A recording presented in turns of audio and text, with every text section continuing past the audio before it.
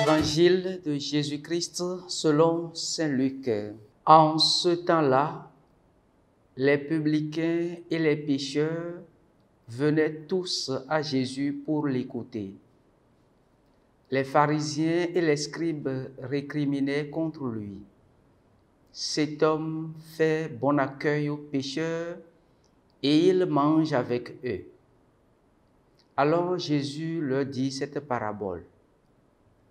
Un homme avait 2 fils. Le plus jeune dit à son père, « Père, donne-moi la part de fortune qui me revient. » Et le père leur partagea ses biens.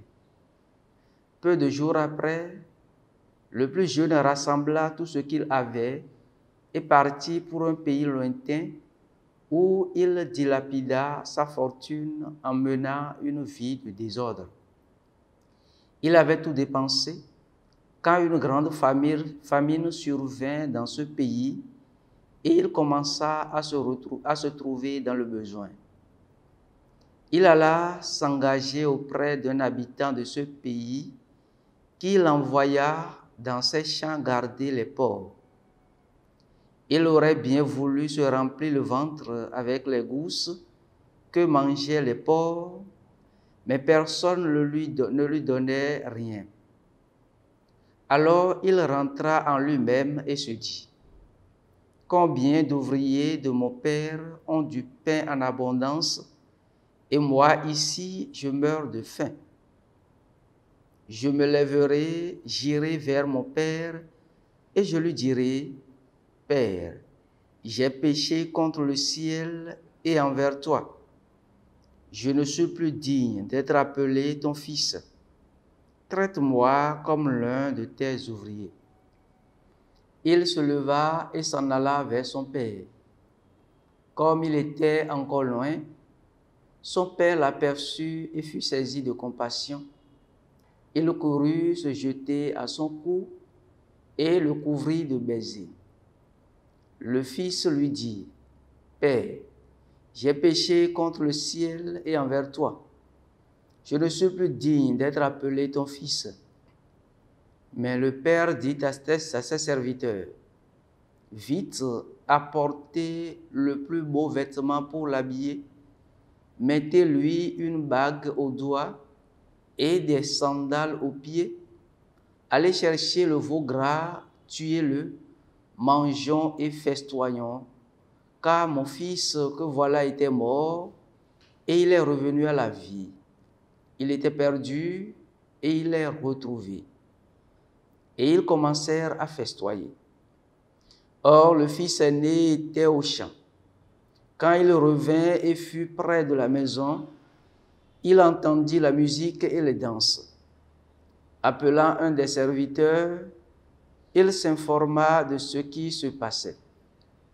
Celui-ci répondit, « Ton frère est arrivé et ton père a tué le veau gras parce qu'il a retrouvé ton frère en bonne santé. » Alors le fils aîné se mit en colère et refusait d'entrer. Son père sortit le supplier, mais il répliqua à son père, « Il y a tant d'années que je suis à ton service sans avoir jamais transgressé tes ordres, et jamais tu ne m'as donné un chevreau pour festoyer avec mes amis.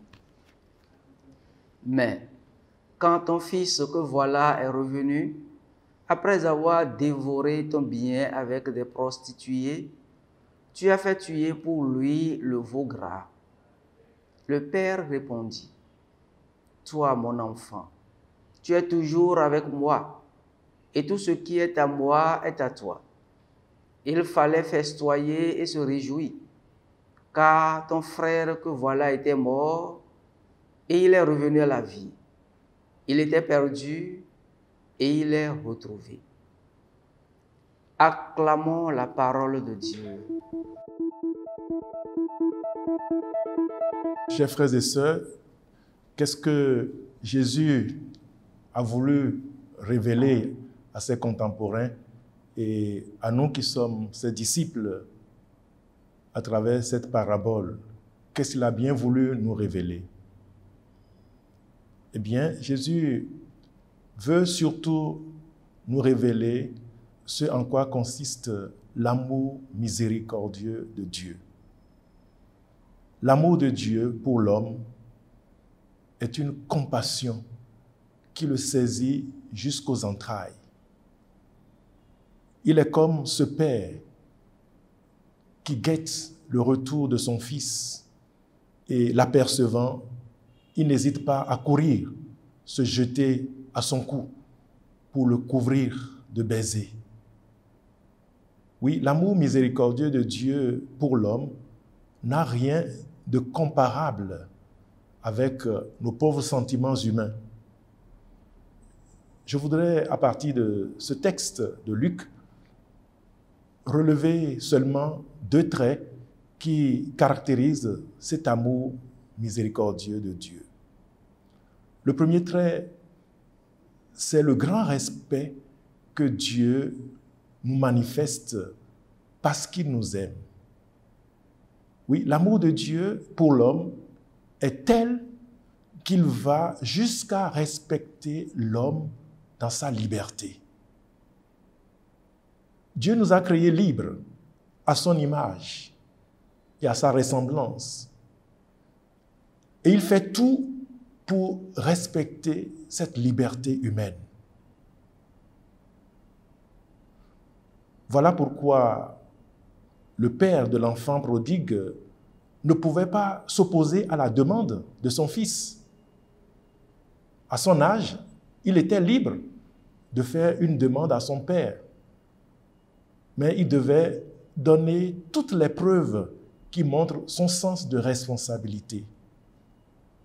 S'il ne le fait pas, eh bien, ce sont les événements de la vie qui l'obligeraient à prendre sa responsabilité.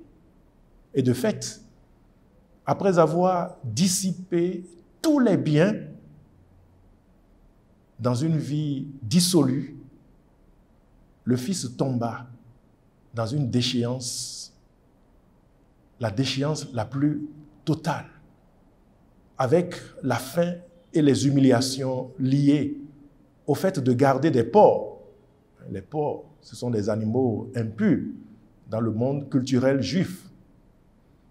Et il entra alors en lui-même, il prit conscience de sa misère et surtout du mal causé à Dieu et à son Père. Et il décida de retourner chez lui pour demander pardon et être considéré non pas comme un fils, mais comme un ouvrier quelconque. Voilà qui montre que le fils est devenu autre. Il prend conscience de sa misère et de son indignité et il décide de faire dépendre radicalement sa vie de son Père. Et c'est l'attitude que Dieu attend aussi de nous pour nous ouvrir à sa tendresse et nous couvrir de sa grande miséricorde. Il nous a créés libres, mais nous ne pouvons vivre heureux sans faire dépendre radicalement notre vie de lui. Le deuxième trait qui marque l'amour miséricordieux de Dieu pour l'homme est sa gratuité. Oui, l'amour de Dieu est entièrement gratuit. C'est un cadeau fait à l'homme. Il ne dépend ni de ses mérites, ni de ses compétences. Et c'est ce que le fils aîné n'a malheureusement pas compris. Lui qui s'est toujours mis dans la logique du donnant-donnant, c'est-à-dire un amour qui dépend des mérites. Et c'est parce qu'il s'est mis dans cette logique qu'il ne comprenait pas la gratuité de l'amour de son Père. Dans son entendement, il est le seul à mériter cet amour puisqu'il a passé tant d'années au service du Père sans jamais transgresser un seul de ses ordres. Quant au jeune frère qui n'a cessé de mener une vie dissolue, il ne méritait point cet amour Et c'est justement là où Dieu nous surprend, en nous montrant que son amour est bien au-delà de ce que nous pouvons imaginer. Oui, face à l'amour de Dieu, nous devons nous reconnaître tous dépendants de lui, tous débiteurs de Dieu. Nous n'avons rien qui puisse nous appartenir en propre. Nous dépendons radicalement et totalement de Dieu. Et c'est seulement dans notre attitude de dépendance et d'indignité que nous pouvons jouir pleinement de son amour miséricordieux. Alors, quel lien avec le thème de la conversion, le thème choisi pour notre année pastorale?